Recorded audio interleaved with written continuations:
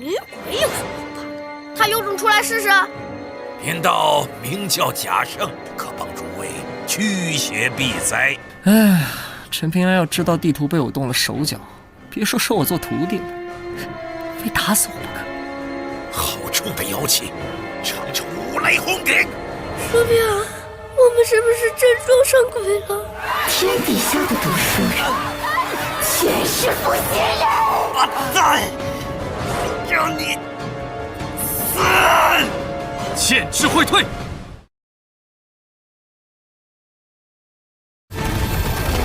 我以前最喜欢读书人，可当我被我的狼群俘获以后，我才知道，天底下的读书人全是负心人，全是负心人！剑之会退。山堂自治者，死！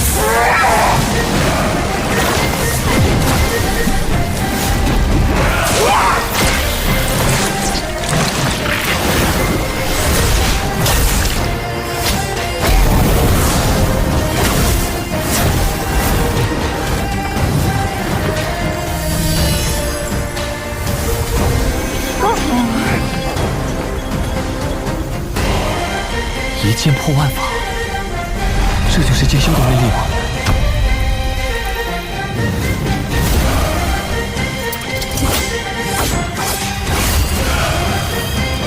好一个风采卓绝的陆地剑仙！我真的很想知道，狼君嘴里的读书种子会不会在泥土里开出花来？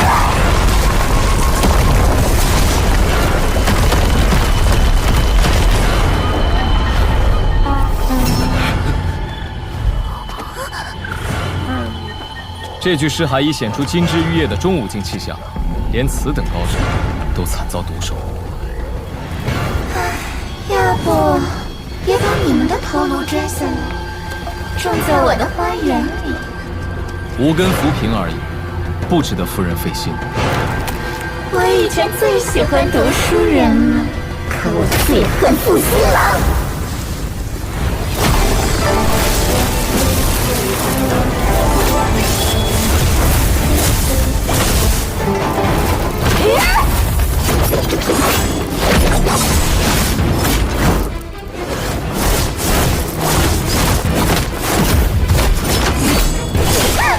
你想跟我切磋剑术？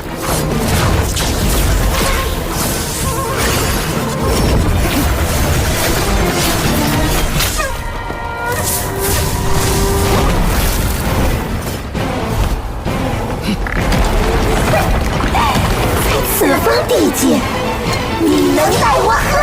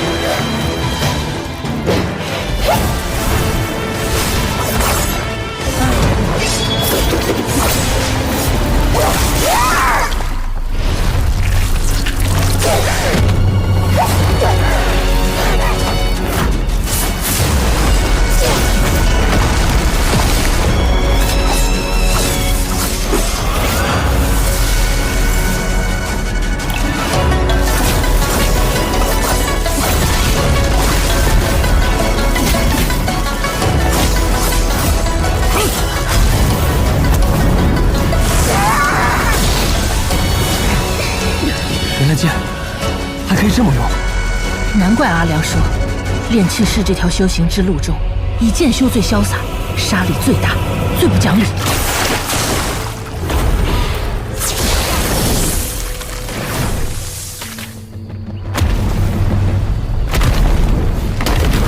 臭娘们，给我出来！敢动那群孩子一根汗毛，我就打断此地的山根气脉！螳螂洞就不管管。若是真被那阴玄打断了此地山根，不但是绣花在内的3条大将，还有北边的齐墩山、铁浮江、龙须河，有哪一方能够幸免于难？之前我已经劝过你，不要为难这些孩子，此刻又何必这般？楚夫人，再接我一剑。风雪命未尽，可以。哼，是神仙台未尽才对。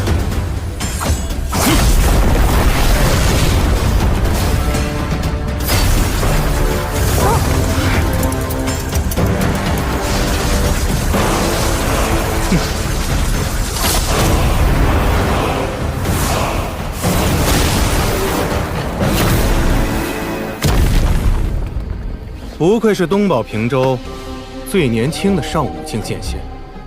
哼，你是不是墨家的那个谁？我听阿良说起过你。大黎京城守门人墨家游侠许若，不知魏剑仙此次赶赴大黎，除了解决今日风波，可有其他想法？若是没有其他想法会如何？有，又会如何？若是趁着大黎局势动荡另所图谋，那么在下便会挡在这里。亲自试试看魏剑仙的剑到底有多快。你不必担心，我这次北上是受阮师之托，护送这些孩子去往大理野夫关，并无他意。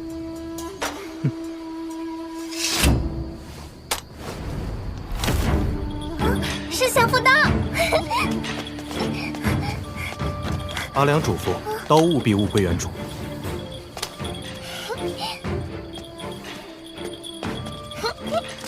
陈平安，这里可否让我来处理？我一定会给各位一个满意的答复。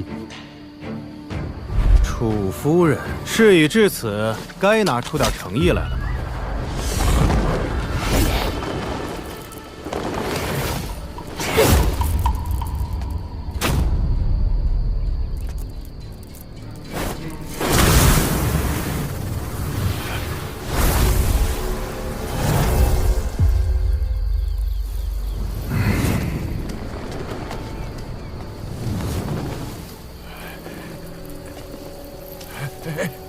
这位仙师，小道有2个徒儿被楚夫人留在府中做客，能否让小道带着离开？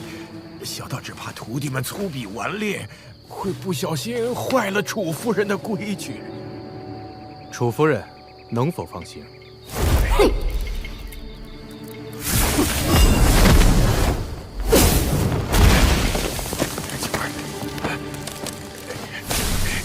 楚夫人，这位大人要跟妾身秋后算账。楚夫人不用说气话，我并无此意。你为大黎看护山水，延续国祚，大黎宋氏感恩于心。可滥杀无辜书生一事，总有一天会传到陛下的耳边。到时候，再多的情分恐怕都不好使了。哼，数10年来，我帮你们大黎压制神水国残余气运，你们大黎都睁一只眼闭一只眼，不许我杀人泄愤，怎么今天就不行了？不只是今天，今后都不行。我如果再听说有人在此地消失，定会登门拜访，将夫人亲手带回大理水牢。楚夫人，无论你相不相信，我都不希望有那么一天。我可以保证不残害过鲁书生，但是，一旦我无意间看到那些吟游山水的读书人，未必控制得住自己。到时候你我各凭本事，后果自负。韩大人，当年那件事情的真相不用藏藏掖掖了，你就完整的告诉他，好平息他的怨气。至于泄露此事的任何责任，都算到我的头上，不必担心朝廷怪罪。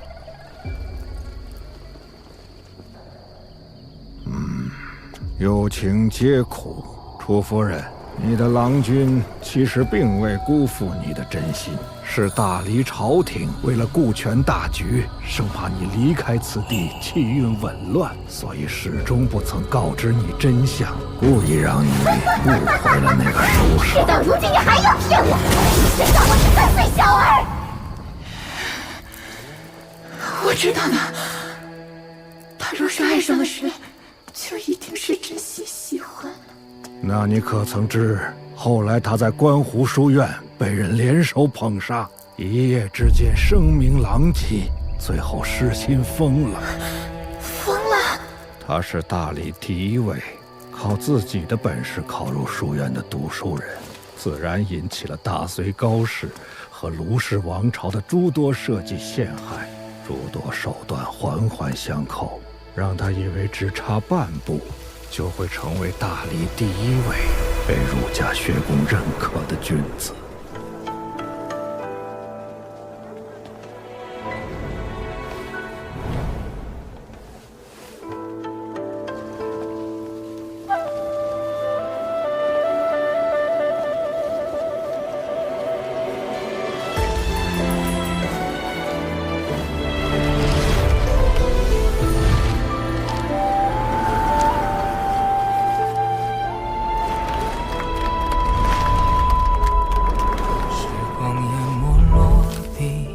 斑驳，命运中交错，倾盆雨落向往那一刻，不变承诺。与情携手踏遍人间路坎坷，愿枷锁都打破，可否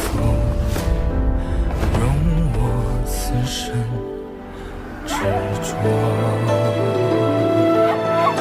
美梦若星辰，陨落在夜深，一生只一瞬。生悔恨残存，转可年轮，万年如墨痕。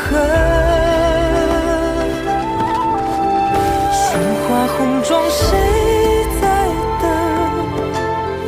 就是廊下却无归人啊！思念封存，若有重逢，愿来生。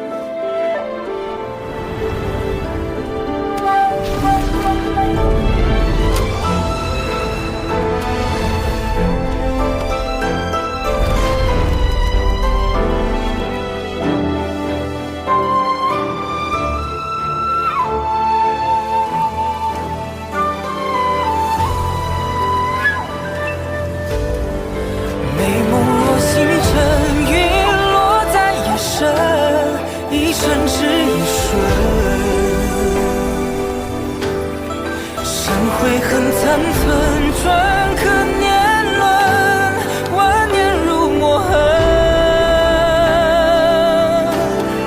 霜华红妆谁在等？就是廊下却无归人啊！思念封存，若有重逢，愿来生。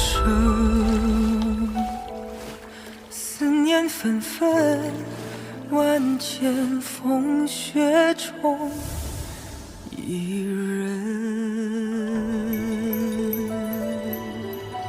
用情至深，往往与思苦相伴；知情二字，往往与辜负为离。如果说之前的坑害涉及两国之争，那么最后将书生逼到死路，玩弄于股掌之中的，恐怕就是读书人之间的义气之争了。什么？不可能！不可能！不可能！这不是真的！这不是真的！为什么会这样？为什么？为什么？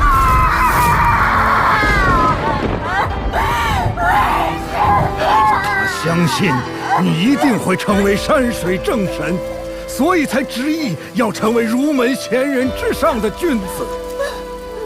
如此一来，将来返回大理，才有底气跟朝朝廷讨要一个明媒正娶。楚夫人，斯人已逝，但有来生，放下这份执念吧。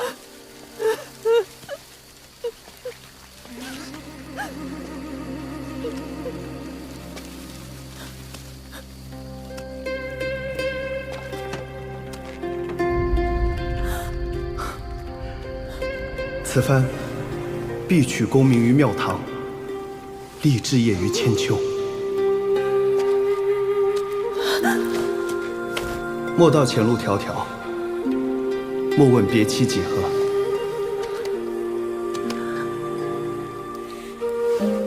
你我山水相逢，便是重逢。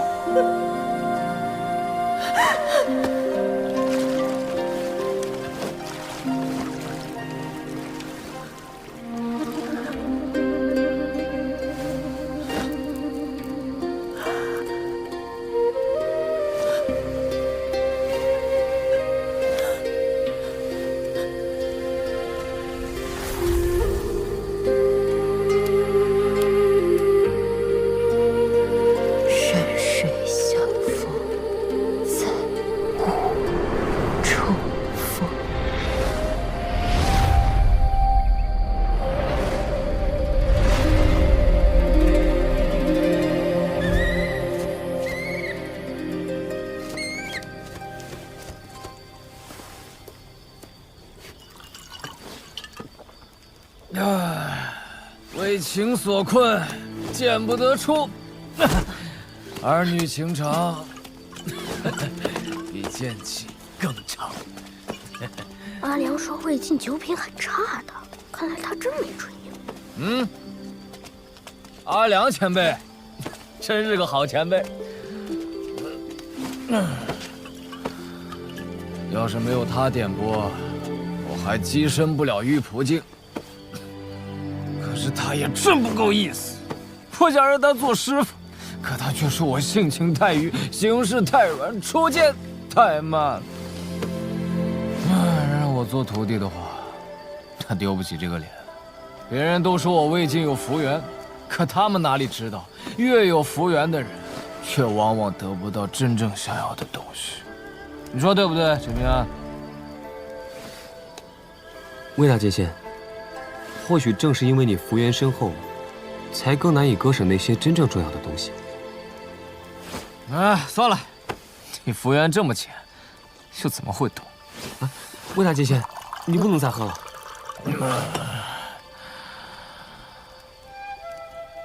你说她那么美，又怎会说出那么无情的话？她说我魏晋无论将来修为是高是低，都不会对我有任何动心。贺小良，我最后只问你一个问题，你问便是。你最讲缘分，如果有一天你终于遇上了与你有缘之人，哪怕你内心并不喜欢他，会不会为了所谓的大道依旧，跟他结为道侣？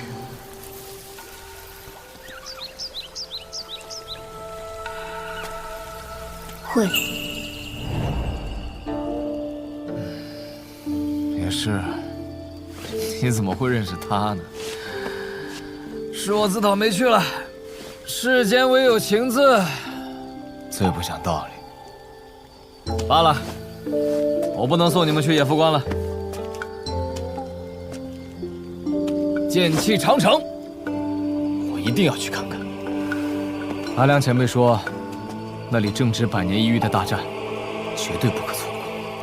没事的，如果那边的事更重要的话，前辈就去吧。像今天这么大的意外，不会再三出现。那我就放心了。虽然我琢磨了半天也没想明白缘由，但阿良肯将这些孩子托付给你，一定有他的用意。这块玉牌送给你们，以后一旦遇到危险，只要灌注真气，然后对着他说话，松手后，他就会向自己的宗门发出求救。那如果遇到今天的情况，他当真飞得出去吗？你大可放心，哪怕是10境修士的圣人地界，也困不住他。记得收好。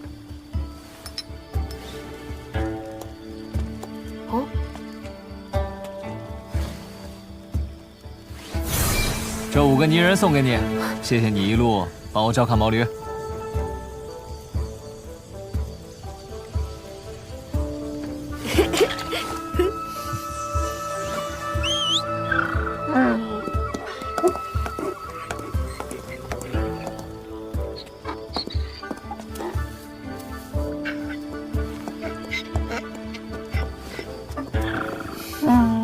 走了，希望你们一路顺风。走，老伙计，今日一问见。再见。魏大剑仙，愿你此行顺利。再见。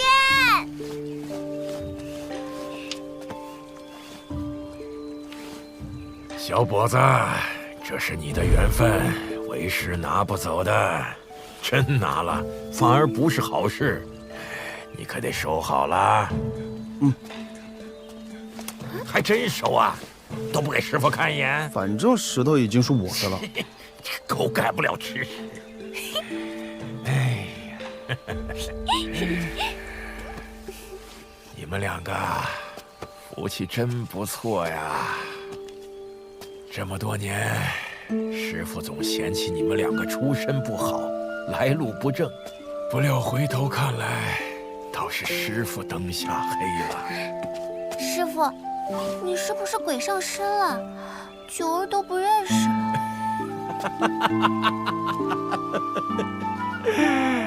哎，九儿啊，之前师傅答应1年之内不收福全，现在跟你商量商量，从1年改为半年，如何呀？师傅这趟给那女鬼狠狠打了一顿不说，饭子上还少了4个字。你们做徒弟的就不知道心疼心疼师傅啊？哎，半年就半年吧。师傅，那幅搜山图可是师门的宝贝，就这么送出去了？傻丫头，这些孩子没一个省油的灯，前途不可限量。这顺水推舟就能当好人的事儿，为啥不做啊？师傅的算盘都打到天上去了，不知道啥时候才能再见了。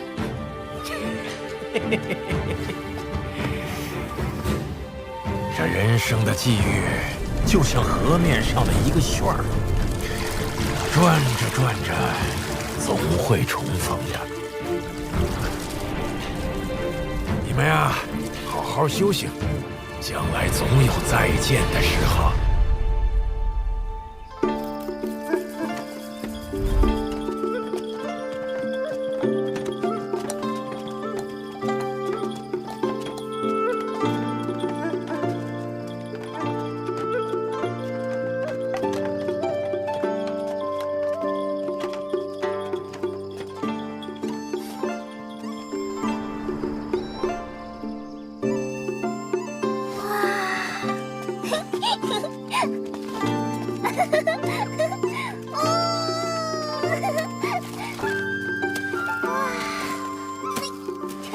一剑破万法，这就是剑修的威力吗？我宁瑶喜欢的男人，一定要是全天下最厉害的剑仙，全天下最厉害的大剑仙。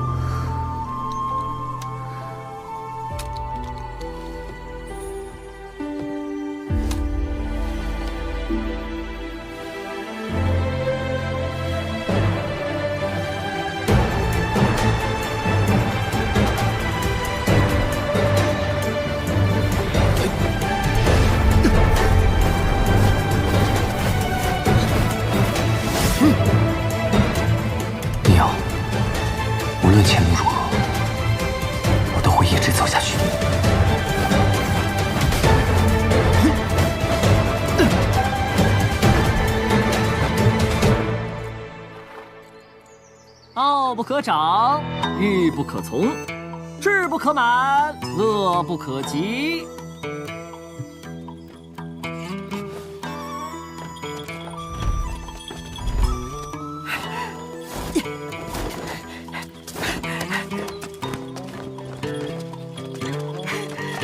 弟子崔洞山拜见师父。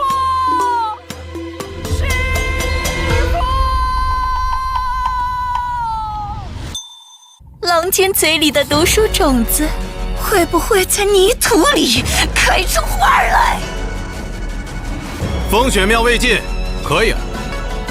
阿良嘱咐，刀务必物归原主。楚夫人，你的郎君其实并未辜负你的真心。李阳，无论前路如何，我都会一直走下去。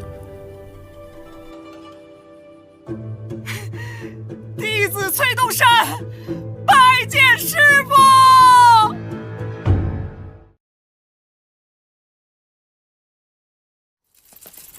哎呀，陈平安，你要是不答应，我就死给你看！碑文上就写陈平安弟子之墓。你可以试试看。你叫崔东山，我叫陈平安，墓碑只会有一块，谁活下来谁帮忙写对方的名字。哎呀，我晓得先生您老人家不放心，你可以考察我一段时间啊。我修为如今的确不高，但见多识广，学问可是有这么高呢。先生慢点走，先生。我对大隋的风土人情了如指掌，此行有我陪我，那必是天壤之别。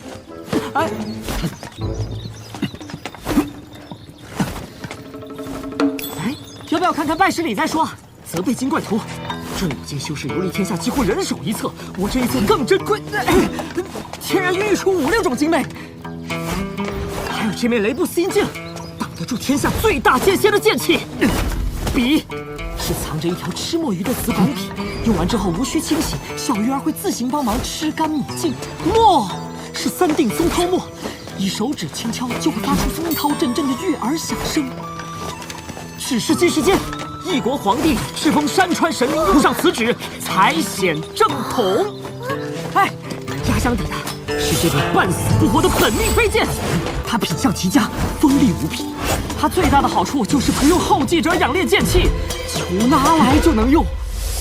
陈平安，我是诚心诚意的拜师，我可以发誓，如果我对陈平安有半点坏心，就天打5雷轰。不行。陈平安，我如此心诚，你再这样，拜师礼就要减半了啊！玉簪子不见了，看来是老头子收回去了。你们之前难道没有遇上一个穷酸老秀才？他就没有跟你讲清楚大致缘由？好，你可以不信，杨老前辈的话你总该信了吧？那边的鬼物碾碎棋子，自有你们这种家伙能看懂的阴语暗意。看完帮我证个清白。杨老先生特别嘱咐，此人今后与你荣辱与共，生死相关，不敢对你心怀不轨。所以于路、谢谢，你们都是卢氏王朝的刑徒移民，曾经也是书院的学生。他们出身贫苦，身世可怜至极，多亏了我出手相救，不然早就死在山里了。哦，那他们可以加入，但是你不行。为何？因为我觉得你不是好人。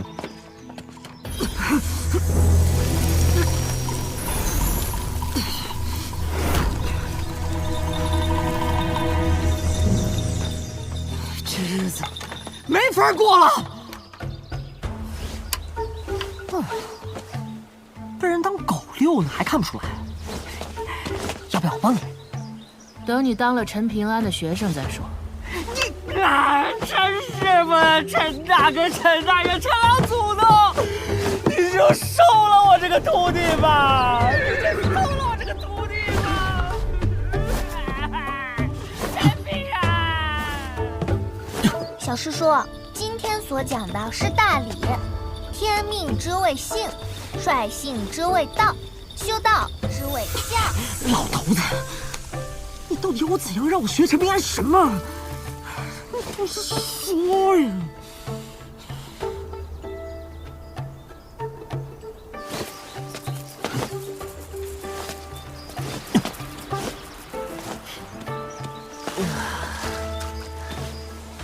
奇怪，明明已经入夏了，怎么还是暮春的样子？今年的春天格外漫长啊。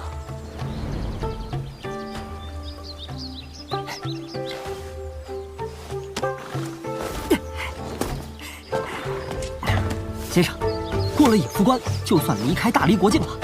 前方的黄庭国属于大隋的藩属国之一，前身便是上古蜀国蛟龙四伏之地。这里边的往事大有文章。哎，先生，我先前没吹牛吧？啊，有我没我是不是天壤之别？那，看在我家先生的面子上，给我包圆了。哎，先生。如果有假货，我会让你一件件吃进肚子里。是，你放心，你放心。哎，先生，先生慢点，先生，先生。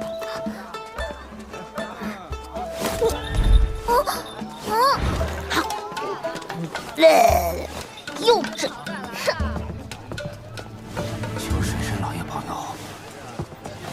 水神老爷保佑。我问你，哎，先生。一枚金晶铜钱能换多少杨雪花银？哎呦，能值那么一大座银山呐！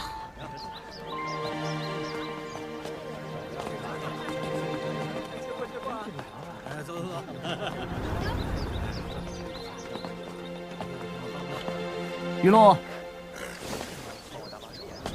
别浪费了你一身气运，遇庙逢祠就拜一拜，这是与山水结缘的善事。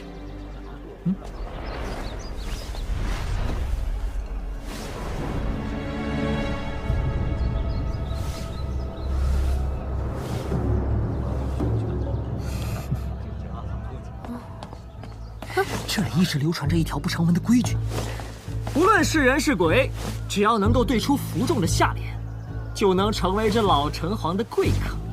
那咋样才算服众呢？扪心自问。夜深人静，良知清明，扪心自问，脱口而出。黄庭国的百姓都不拜神仙吗？拜，但拜的不是这一尊。求水神老爷保佑！求水神老爷保佑！风调雨顺，日日顺遂。风调雨顺，日日顺遂。求水神老爷保佑！保佑我家事事顺遂！整个黄庭国北部都需要仰仗寒食江滋水，所以这位寒食江水神几乎成了老天爷一般的存在。无论山上势力还是官府庙堂，都得看他眼色吃饭。当然了，水神老爷还有一位仙家长姐，不常干涉世俗王朝的事；还有一位老爷，早已大隐隐于世了。总之，这一家子心眼一个比一个多。你怎么对人家家世也这么了解啊？弟子圣贤书也读，杂书也看。那伙人是灵运派黄庭国10数座门派的执牛耳者，算得上是水神老爷的左膀右臂了，因此可以在这里横着走。先生这次来的可真巧，刚好可以赶上这场热闹水神祭祀大典。小女资质愚钝，求先生不要带走她，求求了！娘，我不要去！孩子，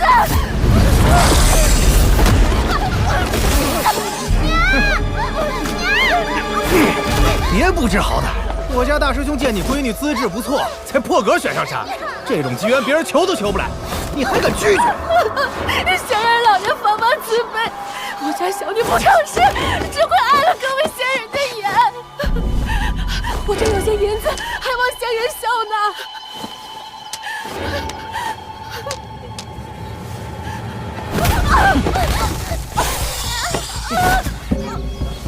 师兄，这妇人颇有些姿色，我能不能……母女团圆。别跑！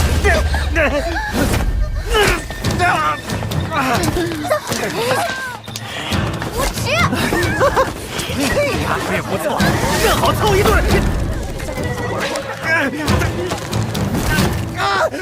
大师兄！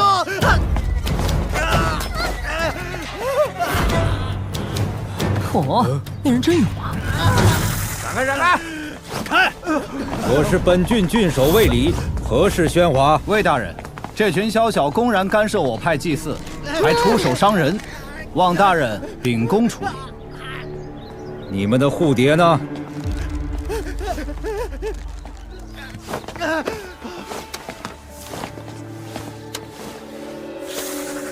哎呀，原来是大黎王朝龙泉县来的游学文士啊！是他们恶人先告状。没事了。如今大理秣马厉兵，说不定每天皇庭就会国灭成舟，万不可给大黎南下提早送个口实。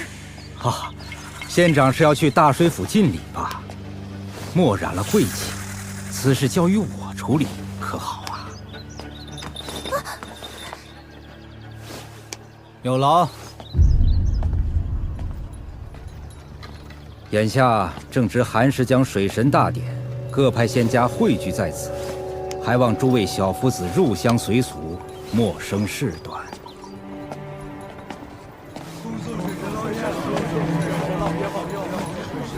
官府就这样放任不管吗？大黎之外皆如此，要么不敢管，要么当柴为虐。大哥哥，谢谢你，我娘烧菜可好吃了。不必不必。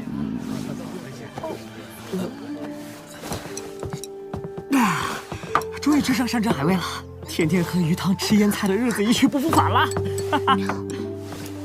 小叔叔，你别听他的，你烧的饭也很好吃，不比老板娘差。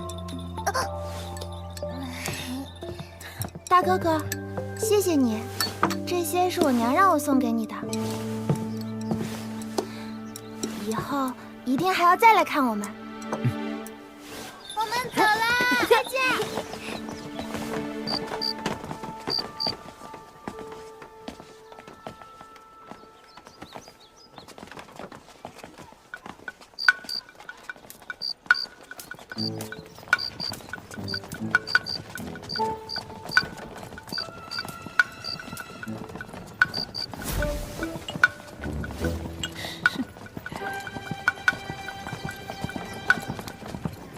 崔东山，这怎么回事？这一锭银子不是你先前买那包货的银子？看在我先生的面子上，给我包圆了。哎呀，我分明付过钱了，可银子自己长脚，非要跑回来找我，我也很为难呢。啊，真是好东西啊！我要是有了它，那走遍天下都不难了。这叫重银。许多王朝的大型银库都未曾出现过这么多块头的，而且它水火不侵，哪怕被切成碎块，也能很快复原。想不想要？想，有了这个，我以后天天带着陈平安他们吃香的喝辣的。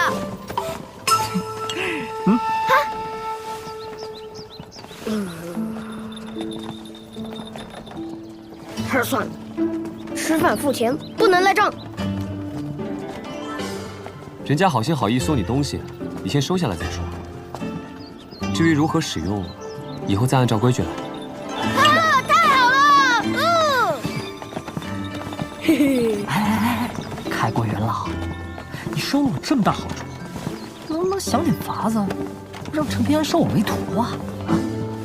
你想屁事！反正现在他是我的了。唉，真是常年好打鹰，给鹰啄了眼。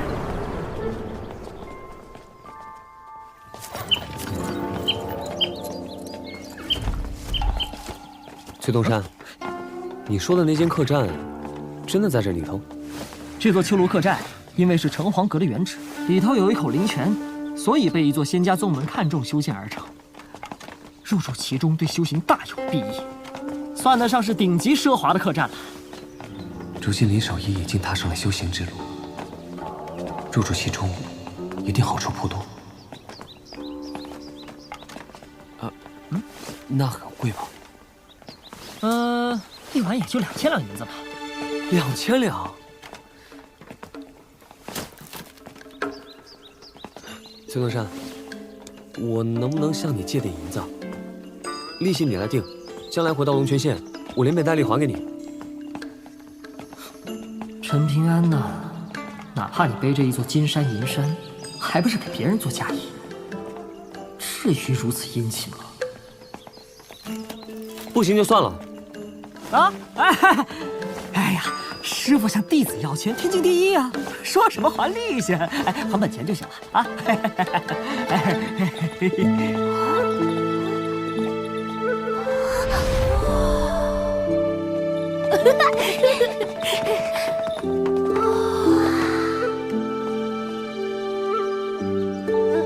奴家刘佳慧是这间客栈的老板娘。我们秋庐客栈有3大招牌，其一是你们刚刚路过的行云流水巷，其二则是明月影壁，里面的精美能够随着月相变化形状，其三自然是灵气充足的老水井。这座清露院是秋庐客栈的天字号院落，仙师可以在那座止步亭里吐纳灵气，生长的仙果也可以随意采摘。但是老水井那边不对外开放，希望你们谅解。啊，当真是神仙住的地方啊！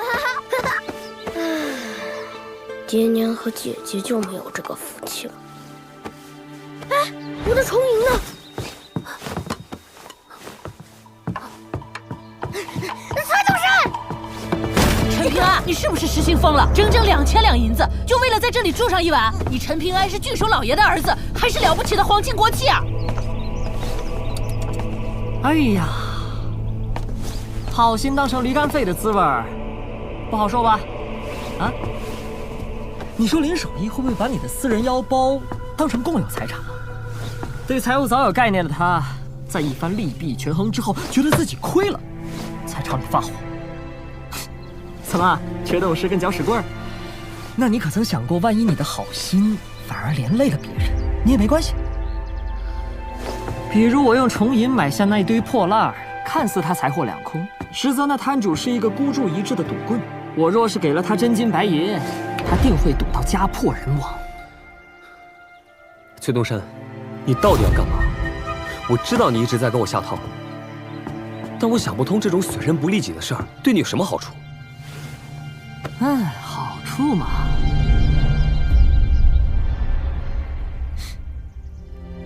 曾经有一个比你稍大的少年，藏着一枚刻着“天下迎春”的印章。陈平安，收我为徒的话，好处可太……你铁了心不收是吧？那我这个搅屎棍就搅到底！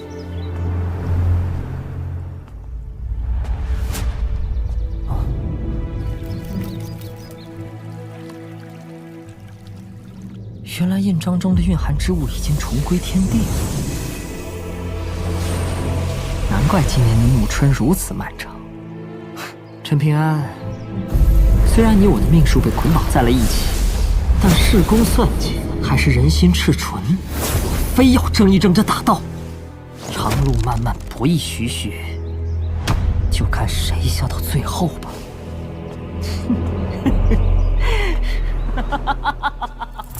嘿嘿，啊，好哎！娘，要下雨了。来，那你可曾想过，万一你的好心反而连累了别人，你也没关系。哎，陈平安，你干嘛去啊？林守一没啥坏心思，你别一拳打死他了！你到底去哪儿嘛？凌云派真的是越来越过分了，仗着他们祖师爷和水神有发迹之恩，就变本加厉，为所欲为。当真以为本官不敢治他们的罪？我的郡守大人，能不能坐下说话？你再这么晃荡下去，奴家就要眼花了。佳慧，你知不知道这些年来，我为这些山上势力擦过多少回屁股？可我黄庭终究国小羸弱，经国君敕封的山水正神屈指可数。因此，我即便知道那些山水正神与朝廷貌合神离，也不得不竭力讨好他们。今天街上的事我都听说了，实在不行，大不了我搬出师门势力，跟灵运派这条地头蛇掰掰手腕。幼稚！以后呢，遭殃的还是老百姓。衣食无忧，太平度日，对老百姓而言何其难也！旱涝蝗灾，哪一次不是饿殍遍野？我求水神老爷，希望他尽可能将气运多截留下在自己的郡内。而这些年来，他们犯下的那些腥臭恶事，我只能拆东墙补西墙，尽力安抚。那些年来大大小小的灾厄，是天灾还是人祸？如果你这个郡守官身是在大理王朝，不得胡说！若真是被大理蛮夷一统北方，必是我保平州北方斯文正脉的断绝之日。你要真是铁骨铮铮，你怎么不干脆直接剿了大水府，再上书朝廷，另行册封水神？大人，我知道这些年来你受的委屈，但不这么做，水神又如何能帮你坐上那刺史的位置？身在局中，公欲几分，私欲几何，难平。我没有骗你吧，我的水神大人？那伙人身上散发出的龙气，浓郁至极，堪称绝世美味，连我都忍不住想要吃掉他们。姐姐，你们紫阳府的消息当真可靠？我告诉你，那伙人中一身龙气的家伙，正是覆灭的卢氏王朝太子。姐姐，那怎么你就不想破开金丹境的瓶颈，甚至突破至元婴境？难不成真要活在父亲的阴影中百年千年？你是不是害怕父亲哪天饿了，就拿咱们填补肚子？想想咱们其余7、8个兄弟姐妹是怎么死的，就不怕我帮你收尸的时候东捡一块西拾一块？我劝你远远秀秀得了，别动歪心思。我又不傻，如今这座天下，儒教圣人订立的规矩越来越繁琐，你我这些蛟龙都要把头压着才对。权衡利弊，谋定而后动的道理我懂，不过我手中的那把刀就不一定了。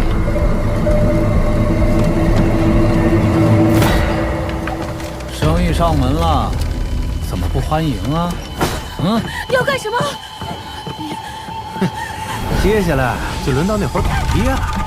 水神老爷说，今晚就要让他们感受一下大水府的家规。嗨，你说，在咱这黄庭国，神法人到底是什么关系？姐姐，不兴风作浪，枉为蛟龙。更何况在黄庭国，从来就没有什么天理国法人情，只有一条800里寒湿江途经8郡3州。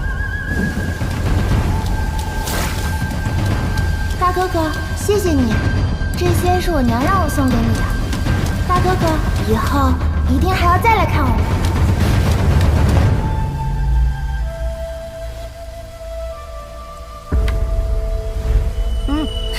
哎，我猜猜，你应该以为我这般高手不会走那街头对弈的卑鄙路子，才输的吧？但是从来没有规定身份应该跟所作所为相等，不是吗？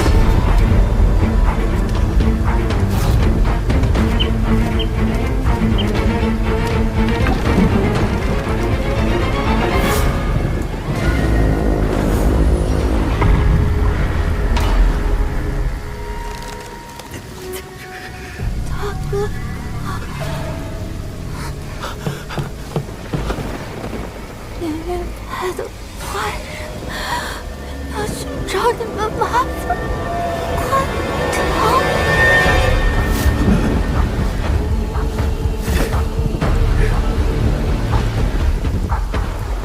这个不讲道理的道理，你应该懂的。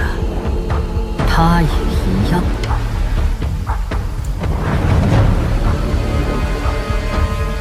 没想到，